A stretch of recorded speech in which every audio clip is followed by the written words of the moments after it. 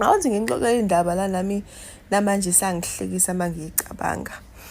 Ngiyajola ne, ngijola nomuntu wesilisa nje umZulu nje, umZulu impela nje umZulu. Hayi, ngisho ukuthi ngimsola ukuthi hayi kade useqala ama-date styles, khona izinto azenzayo. Yimi loyaya ngithatha ifoni, kodwa manje ngiyayazi i-password yakhe. Yimi loyaya ngithatha ifoni, ngibona ukuthi okay, zinjela.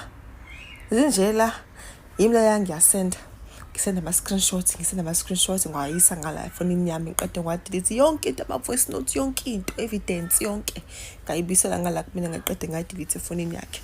Hayi kwalalo kwaba usuku lakusasa, ngahamba ngagoduka ngaya ekhaya. Buyisela yonke into ngakuyena. Ngabuyisela ngithi phela umuntu, ngithi phela nangu umlisa mhlambe uzotatazela mhlambe angazi enze njani. After wathi awungitsheli lokho.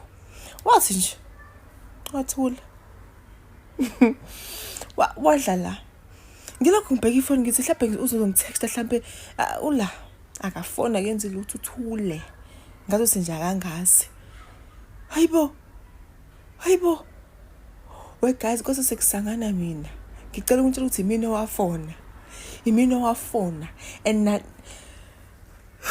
ngasangana ngavuka ngakusasa ngageza. Ngahamba ngenyawo, ngahamba ngaya la hlala khona. Mangifica akekho ngafike ngayohlala ngasepaki. Ngacabanga ukuthi ngenze njani ngamfonela. Mangimfonela ngimbuza libambe ucingo. Uhlobo lokuphendula ucingo moya ongcwele. Ya. Hayibo. Hey wena, awena wenzisi njengomuntu obanjiwe, wena nje urelaxile. Ngimbuza ukuthi ukuphi. Athi nje ngisemhlabeni kaJehova. Hayibo. Lo mfana ufuna ukungibulala nje, ufuna nje ngimele inhliziyo nje ngife. Ngithi cha ukuphi, athi ufunani? Ngisemhlabeni kaJehova. Ngithi hayibo usho uthini ukuthi ufunani? Athi ufunani?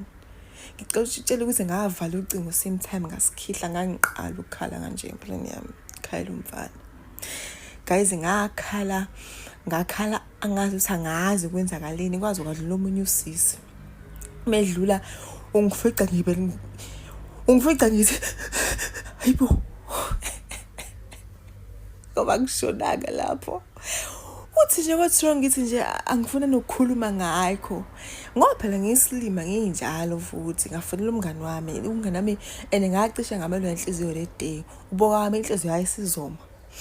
Ngafonela umngani wami ngiyamtshela ukuthi hayibo ukuphi, njengamanje ngidinga ukukhala, ngidinga i-shoulder to cry on. Athi umngani wami ahambe lapha eflatini lami ngizokufica khona sengiyabuya.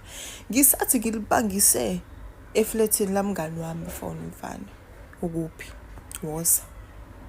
Ngisazwena mina kumngane wawo phela mina ngizohamba manje ngekuyena. Ufuna ukuthini? Ngifuna umuzi ukuthi ufuna ukuthini. Guys, ningafani nami. Namanje ngisayijaja.